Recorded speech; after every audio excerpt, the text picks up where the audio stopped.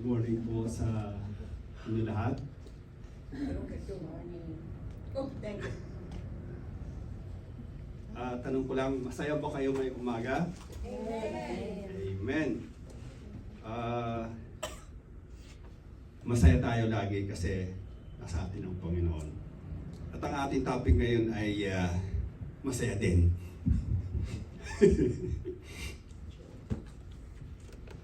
Ang ating topic ay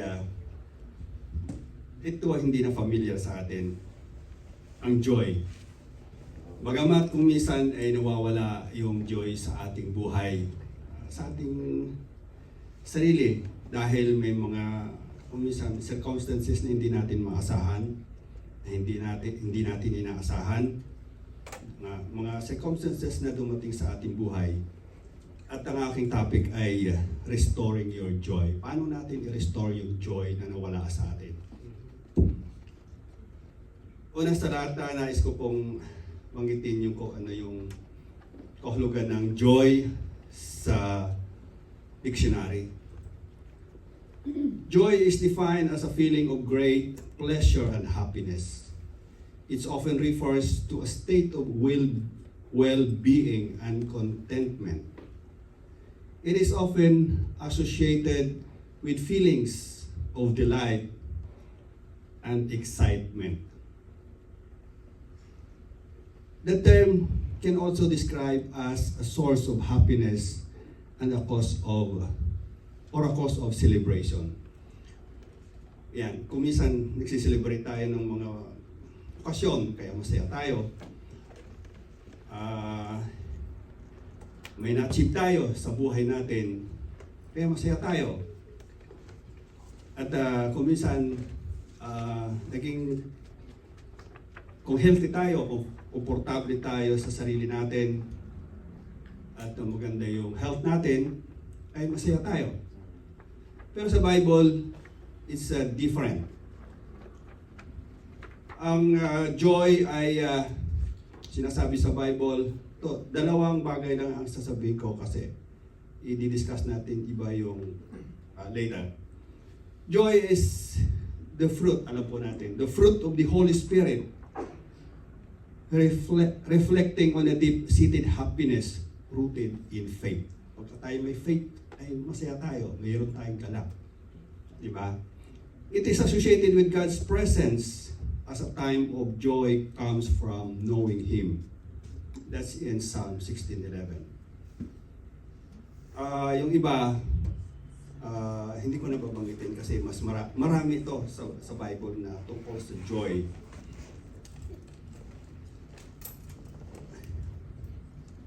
Sa article, there's an article appeared in New York Times entitled 3 Ways to Cultivate Joy.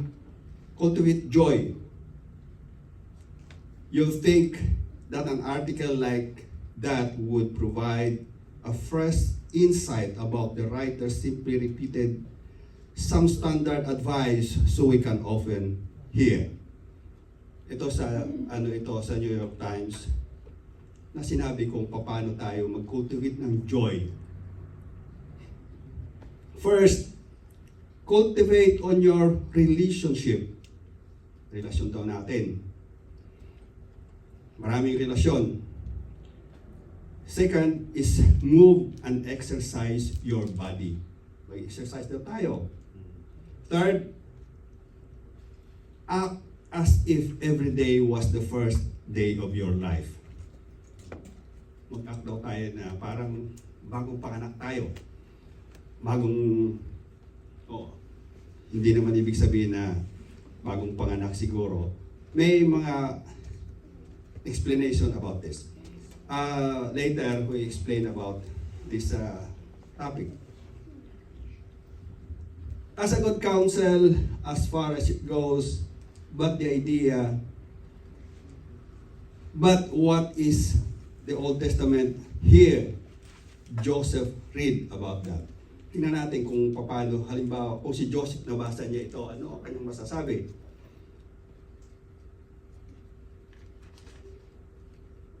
First, let us work on our relationship.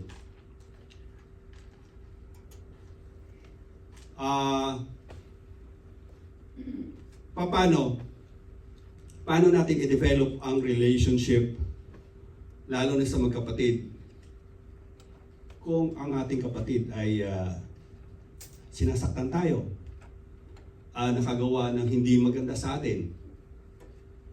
Diba? Paano natin ma-develop yung relationship kung galit tayo sa ating kapwa, galit tayo sa isa't isa, lalo sa magkapatid?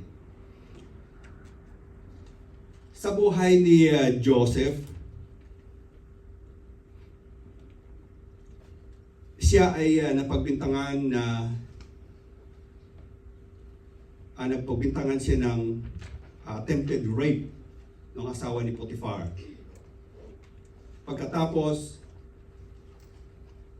nakalimutan siya ng cupbearer na pinakuan siya na tutulungan siya na makalabas sa bilangguan. Tapos, nagsuffer si Joseph sa loob ng kulungan ng 2 years dahil nga sa accuse sa kanya ng false accusation na ng attempt siya ng rape sa asawa ni Potiphar. Ngayon, masasabi ba natin, paano natin masasabi na i-develop natin o i-restore natin ang relationship niya, lalo na sa mga kapatid niya? Ang dahilan nito ng pagkapunta ni Joseph sa Egypt dahil tinraidor siya ng mga kapatid niya. Galit ang mga kapatid niya, may inggit sa kanya, di ba? Muntik na siyang patayin. Ilaglag siya sa pit. Pagkatapos, binenta siya sa mga trader at nakarating siya doon sa Ehipto. Pagkatapos noon, inakusahan siya ng attempted rape at siya ay nakulong ng 2 years. Pagkatapos, na-confine siya ng 11 years sa bahay ni Potiphar.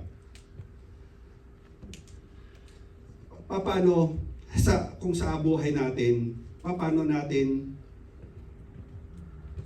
ma-develop ang relationship natin sa ating mga kapatid? Dahil wala yung kapatid niya, hindi siya, nag-iisa lang si Joseph. Napakalungkot, di ba? At ang pangalawa, what about exercise? Siguro si Joseph, nag-exercise siguro sa loob ng kulungan para magiging healthy siya, magiging active siya. Paanong kulungan? Siguro maliit yung kulungan, hindi kagaya ng kulungan dito sa atin, dito sa Amerika, maluwag, mayroong mga gymnast, yung mga gym na pwede siyang doon. Wala siyang magagawa, 4 na corner lang yung kulungan. Di ba? Pero sa buhay natin, paano natin i-exercise yung faith natin? Pwede tayong mag-exercise ng katawan natin para magiging, pag malakas ang ating katawan, siyempre, malakas din ang ating faith. Pag mahina ang ating katawan, kuminsan humihina din ang ating faith.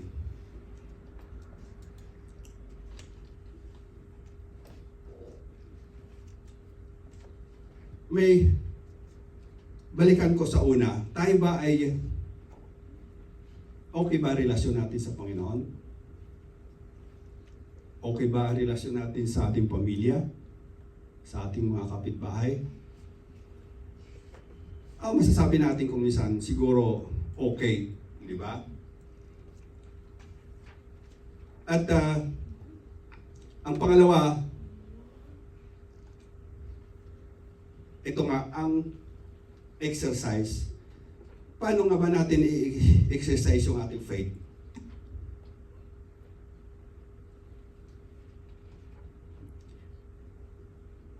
Ang faith ay pwedeng exercise.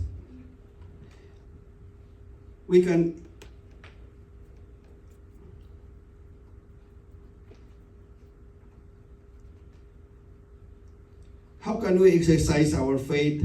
by engaging a consistent spiritual discipline like prayer, meditation, studying the scriptures, and inspirational writings participating in worship and community service, and also exercise by obeying the commandments. Yun lang ang ating magagawa. Diba? At alam ko, bilang Kristiyano nagagawa na natin ito lahat. Alam ko marami sa atin talagang laging nag-aaral ng Biblia, nag-meditate, umatin sa church, at sa mga ibang community service. But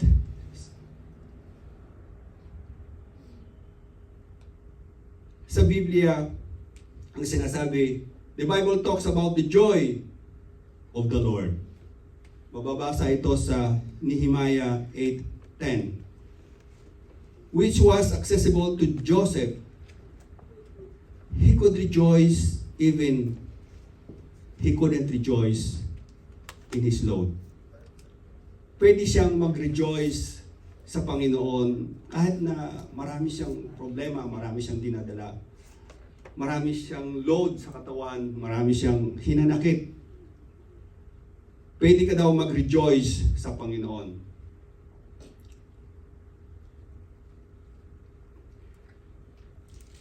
In Psalm 16:11, it says, "In the presence of fullness of joy, and your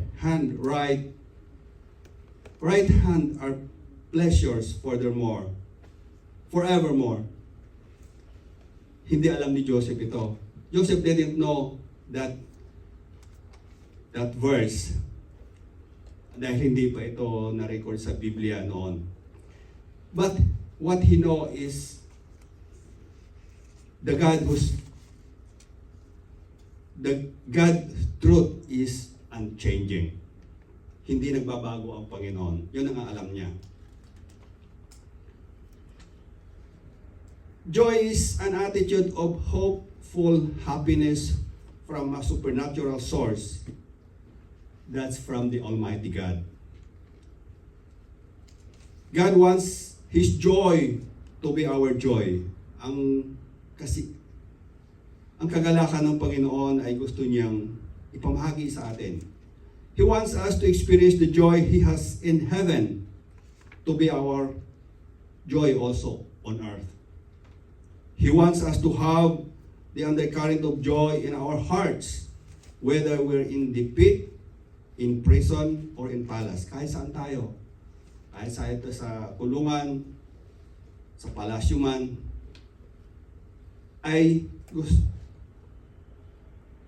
gusto ng Panginoon ay magkaroon tayo ng joy. In Psalm 51:12 says, "Restore to me the joy of my salvation and uphold me by your generous spirit." Gusto ni Lord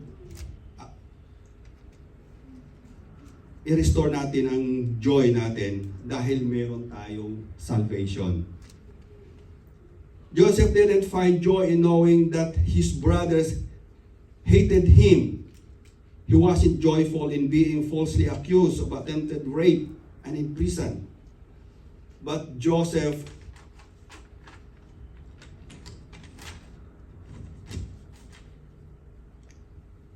never lost touch with joy of God, of joy.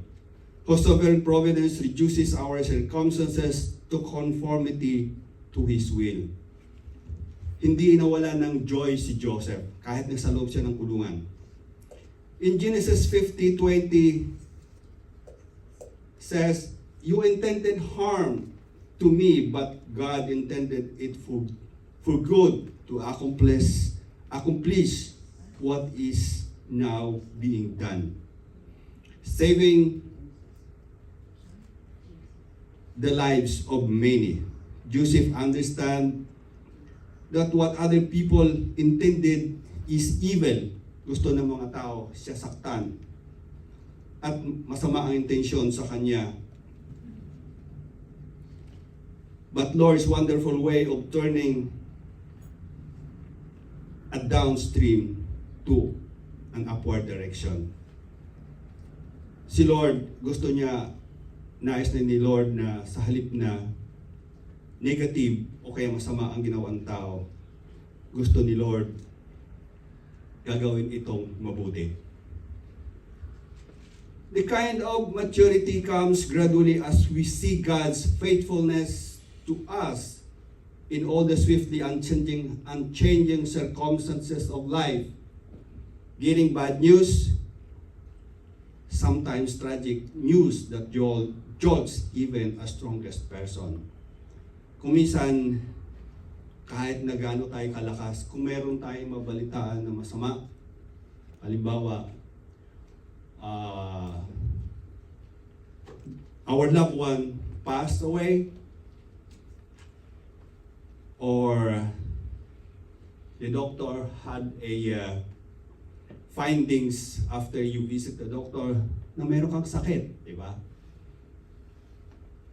Yun ang kung minsan kahit na gaano ka kalakas, even how strong you are, kung ikaw ay halimbawa may sakit, paano ka magkaroon ng kagalakan sa Panginoon? We're not God, hindi tayo Diyos. And sometimes, it's like a sword pieces in our hearts dahil po sa mga kasakitan na ito. But the Lord isn't taken by surprise and His grace is sufficient. Ang grace ni Lord ay sufficient para sa atin. He doesn't want us to live in a perpetual sadness. He can use the gift of time and power of His promises and feeling of the Holy Spirit to restore our joy. Ayaw ng Panginoon na tayo ay malungkot. Kaya nga niya pinadala ang Holy Spirit para tayo ay i-restore yung ating kagalakan.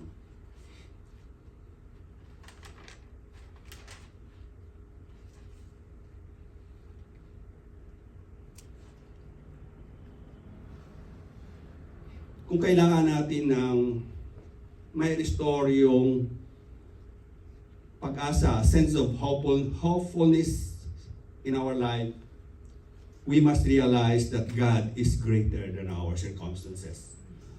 Ang Panginoon ay higit sa mga pagsubok, higit sa mga trahedya na dumating sa ating buhay. God will use what other people meant evil for us. God will use it for good. He will cause everything in your life to work for good. Pero may ang Panginoon? Meron siyang sasabihin. Gagawin niya ito kung we follow Him and His purpose sa ating buhay. The Lord is joyful and redeems our situation for His glory and our joy.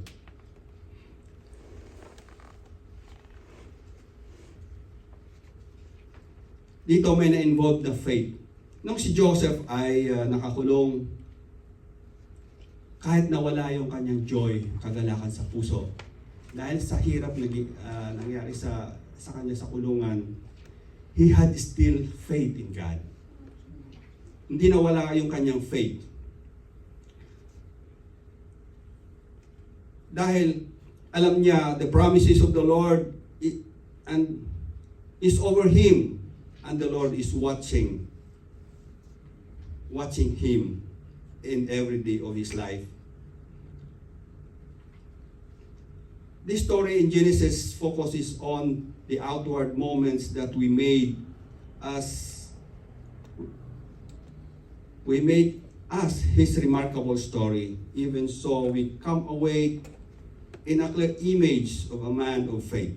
Joseph's faith had survived during these trying years.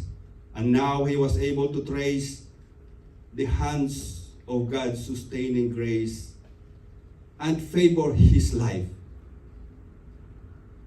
Nakita ni Joseph na sa kabila ng mga pangyayari sa kanyang buhay, sa kanyang kahirapan, alam niya ang si Lord ay favor sa kanya at hindi siya pinabayaan.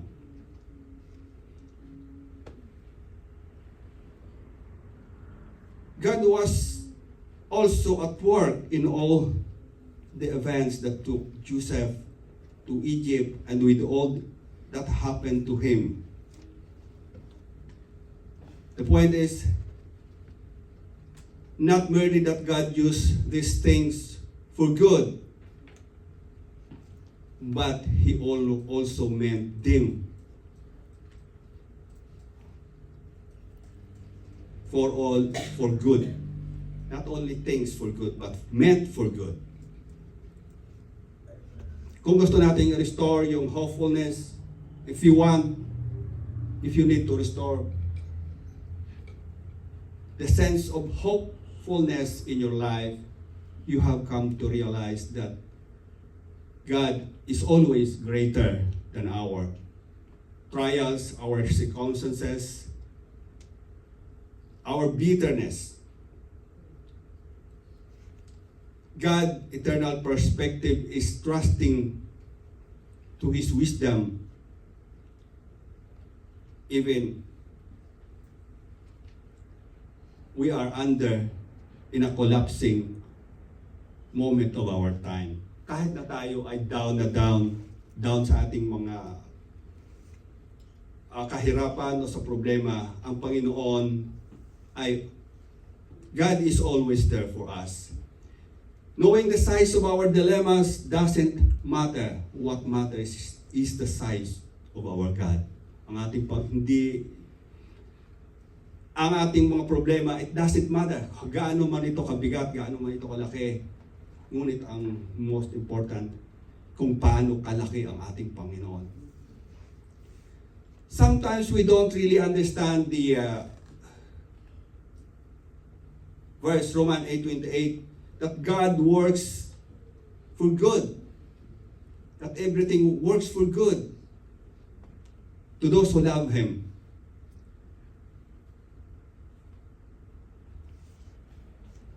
Joseph applied these principles and even to the evil betrayal of his brothers. They meant to harm him, but God used it for good. May purpose ang Panginoon, kaya ginawa niya ito. God uses this scenario, this event, for the good of Joseph. Kung minsan, matitempt tayo na magsabi na dahil sa bitterness, sa kahirapan natin, o mga trials sa buhay, kung minsan, natitempt tayo na magduda sa Panginoon. We tempt sometimes to never trust the Lord. Sometimes we had a suspicion na we have sometimes a suspicion that we will get only His consolation prize in our life, not His best gift. Hindi yung pinakamabuting regalo sa atin. We are only human. His desire to us is to be able to live with complete confidence in His ability to redeem everything in our past. Gusto niya ang masamang nangyari sa ating buhay, mga nakaraan natin, gusto niya tayong i-redeem. Redeeming everything from our past. Sometimes we discover God's providence that turn the events of our lives, both the good and bad, into testimonies. Kahit na masama yung nangyari sa atin, sa ating mga nakaraan, tinuturn niya ito, ginagawa niya itong isang testimony para sa atin. Kung matatandaan nyo ang artista, anak ni Dolphy Quezon, Rodolfo Quezon. Ito anak ni Dolphy ay si Rodolfo Jr. Rodolfo Quezon Jr. Si Dolphy Jr. ay napagpintangan year 1983 ng arson, case na arson sa Green Hills. He was wrongly accused and he was wrongly convicted of arson. It caused the death of 6 people. At siya ay nasintensyahan ng lifetime sa kulungan. Napakasakit, di ba? He was wrongly accused at siya ay nasintensyahan ng makulong habang buhay.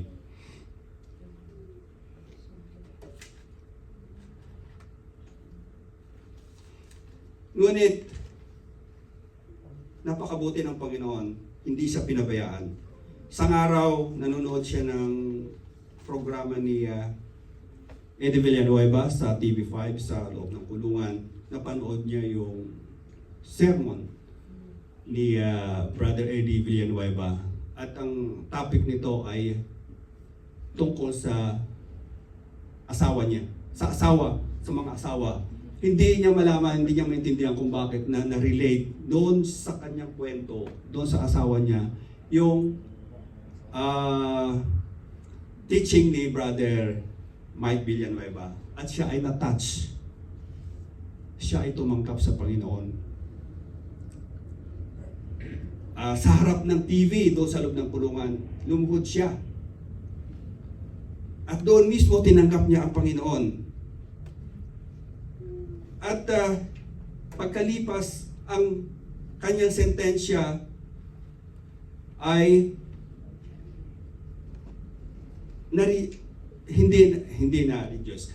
Nung dumating si Erap, nung si Erap ay naging presidente, nabigyan siya ng parol sa halip na life sentence kasi naging mabuti siyang bilanggo sa loob ng kulungan, naging mabait siya. Pero bago noon, nung siya ay hindi pa nakakilala sa Panginoon, marami siyang pinagdaanan.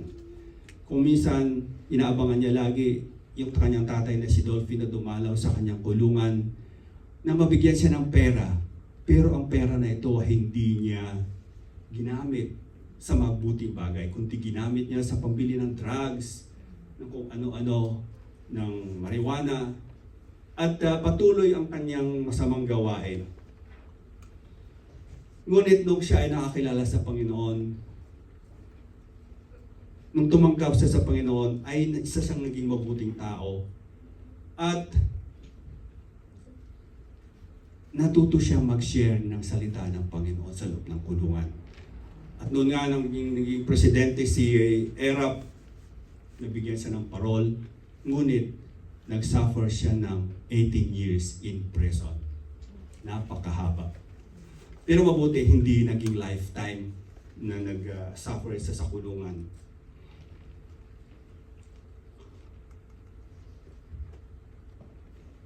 At sa ngayon, siya ay umiikot na sa buong Pilipinas, nagpipreach, naging isa na siyang pastor, pumupunta sa Japan, sa ibang bansa, ginamit siya ng Panginoon.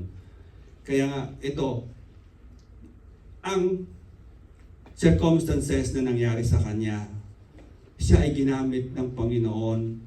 Ginamit yung circumstances na iyon upang siya ay maging mabuti. Dahil sinabi niya sa kanyang mga testimony, kung siya ay nanatili sa labas, maaaring siya ay patay na o hindi, lalong naging masama ang kanyang buhay. Nung siya ay napasok sa kulungan, siya ay napabuti at siya ay nagiging pastor. When we know God has a promise to us, our misfortunes for the advancement of His Word, it gives us a contented sense of happiness. Ngayon, si Dolphy Quezon Jr. ay nagiging masaya. Masaya na siya. Often, God allows us to see how some adverse circumstances that resulted in giving us a fresh testimony. Sometimes, we see how He turns personal adversity into kingdom advancement. In other occasion, just as with Joseph. Ginamit ng Panginoon kung minsan yung mga adversity na yon para sa kanyang kaharian upang tayo ay mapabuti. It takes time for the desired outcome to unfold. Sometimes matagal. Hindi natin masasabi kung kailan. You can reclaim your joy as you realize it is found in God's redemption of your story. Dati sa ating hindi magandang karanasan o sa mga pagsubok sa ating buhay, ni-redeem ng Panginoon ang ating istorya. God redeems Joseph's story in a way that brought healing to a divided family, comfort to a grieving father, and food to the starving population of Egypt. He positioned His people, the children of Israel, exactly where He wanted them to be for the period of history. In Egypt, they became a mighty nation and the source of redemption for all the world. Joseph has a sense of joy. The sense of joy of Joseph was restored as his story was redeemed. Kung si Joseph, ang story ni Joseph, siya ay na-redeem ng Panginoon, tayo din, kung mayroon tayong story ng ganyan, pwede din tayo redeem ng Panginoon.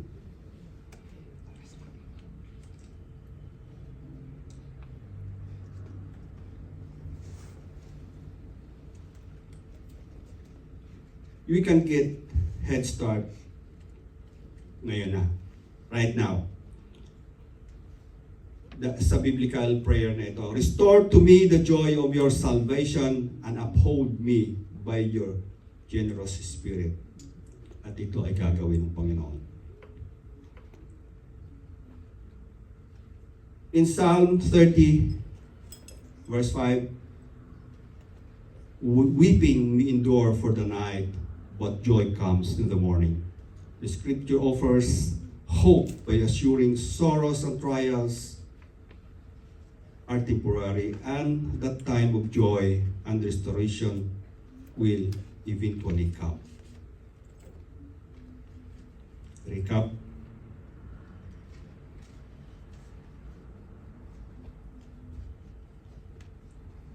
Work on ang first na sinabi ng doon sa New York Times na gagawin para ma-restore yung ating joy. Work on your relationship. Kailangan i-work natin yung relationship natin sa Panginoon. Hindi lang sa ating pamilya, hindi lang sa ating kapitbahay. Kung mayroon tayo nagawang pagkakamali, humingi tayo ng tawad. At kung nagkasala man tayo sa Panginoon, humingi tayo ng tawad sa Panginoon. Ang pangalawa, move and exercise your body, also your faith. Mag-exercise tayo daw. Exercise natin daw ang ating katawan. Hindi lang ating faith. Hindi lang ang faith natin. Ito ay maganda dahil pag alam natin pag wala tayong exercise, hindi tayo masaya, di ba? Hindi tayo healthy. At kung hindi rin natin exercise ang faith natin, eh hindi rin tayo magalak, hindi rin tayo masaya sa Panginoon. Ang pangatlo, act as if every day was the first day of your life. Mag-act tayo daw na ito ay unang araw sa ating buhay. Pero I disagree with this. Kasi kung bago panganak ka, wala ka namang malay, di ba? Wala kang alam. Pero, may ibig sabihin ito. First day of your life when you know Jesus. Di ba? Yung first day na nakilala mo ang Panginoon, di ba? Masaya tayo. Meron tayong init. Init ng paglilingkod. Init ng pagbabasa ng Biblia, pag-aaral ng kanyang mga salita. Pero sa katagalan, kung minsan ito ay nawawala. Kaya dapat yun ang i-restore natin. Iisipin natin lagi na ang araw na kung kailan, the first day that we know Jesus, the first day that we were born in this life. The end. Salamat sa inyo lahat. Inaya ko lang si Jesse. The end.